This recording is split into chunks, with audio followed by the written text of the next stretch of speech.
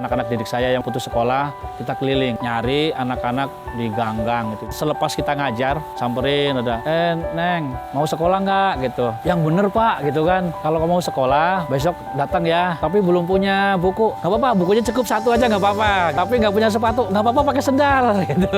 Tapi nggak punya seragam, nggak apa-apa pakai kaos. Jadi memang waktu itu bener-bener anak-anak itu ya masih belang bentong, pakai sendal, pakai seadanya yang paling bagus dipakai lah gitu. Karena kami berpikir pendidikan mutlak gitu. Mutlak untuk merubah nasib.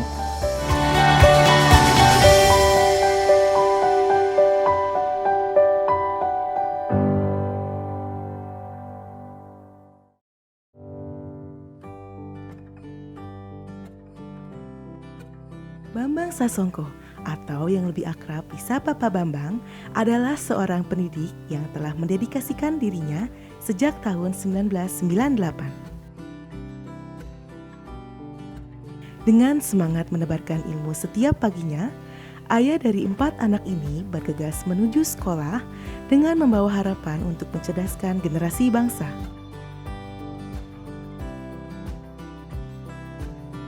Tak hanya mendedikasikan dirinya di bidang pendidikan, namun beliau juga aktif berinteraksi dengan lingkungan. Hangat dan ramah adalah hal yang dapat menggambarkan sosok beliau di kalangan masyarakat sekitar.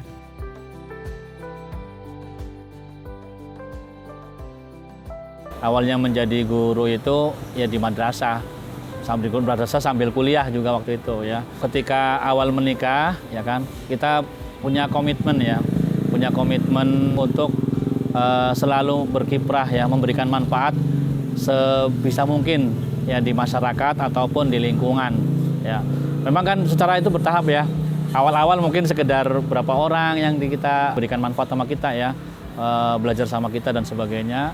Terus ketika jalan dengan meningkatnya ekonomi kami, maka kami pun di lingkungan, di sekolah, ya kita mulai merintis ya. Terutama umpamanya katakanlah mulai dari SRA ya.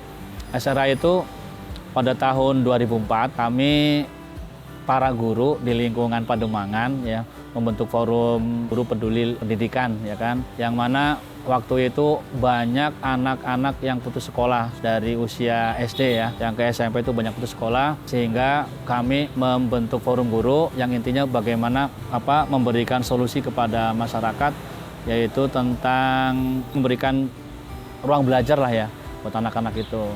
Nah itu pada waktu itu kita alhamdulillah ya bertemu dengan Sekolah Rakyat Indonesia, sehingga kita mencari tempat untuk mengadakan pendidikan atau pembelajaran KBM yang setaraf SMP untuk anak-anak yang tidak mampu, yang memiliki kendala baik sosial ataupun ekonomi, tapi bisa melahirkan anak-anak yang memiliki semangat untuk maju ya, keluar dari keterpurukannya, keluar dari zona kemiskinannya, keluar dari masalah-masalah yang dihadapinya gitu ya. Karena kami berpikir pendidikan mutlak gitu, mutlak untuk merubah nasib. Maka kita pengen di SRA ini kedepannya adalah menjadi sekolah percontohan terbuka. Dan seiring waktu itu pula juga saya diangkat menjadi pegawai ya. Lalu pertama itu menjadi pegawai tahun 2007 kali ya di Madrasah Ibtidaiyah Mutakin ya. Di sana juga punya langsung ya.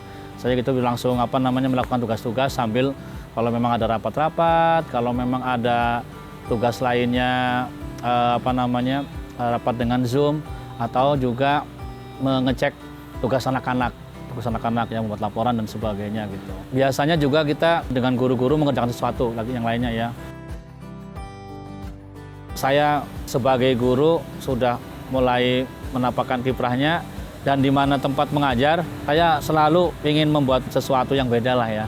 Itu yang beda itu artinya kreativitas yang mana untuk menopang semangat belajar anak begitu.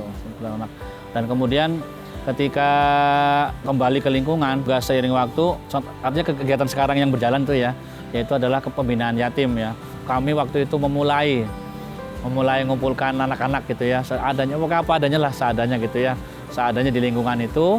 Kemudian juga uangnya ya pure pribadi murni, bahkan waktu itu pernah sekali waktu nggak punya uang bersama sekali gitu. Tapi kita nggak pernah, dengan tidak punya waktu kita tidak menghentikan itu gitu. tidak membuat kita itu kegiatan ini kan rutin ya setiap malam Jumat, jadi kita mau ditunda gitu kan, enggak. Pokoknya jadi intinya kita pengen mengamalkan gitu ya, berbuat baik dalam keadaan susah atau senang gitu. jadi gitu, tetap istiqomah gitu.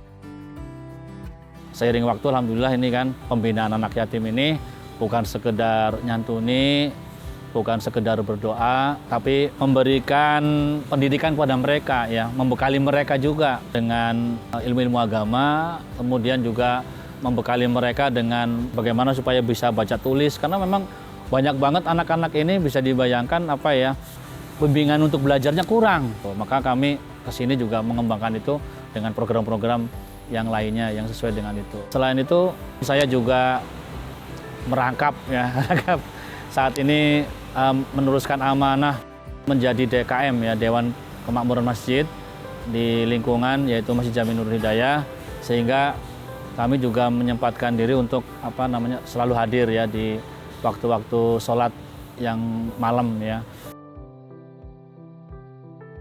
Tetap motivasi menjadi guru itu karena memang memang untuk merubah masyarakat itu ya, merubah masyarakat itu yang memang dari pendidikan gitu, dari pendidikan. Dan waktu kita dengan anak murid itu yang katakanlah setengah hari atau seharian itu tuh sangat penting, interaksi itu sangat penting. Dan ini kesempatan kita untuk mewarnai, untuk memberikan motivasi, untuk membentuk karakter orang-orang yang punya kepedulian, orang-orang yang punya misi untuk merubah bangsa, merubah lingkungan. Itu ini tiap hari kita interaksi itu lahan yang sangat penting.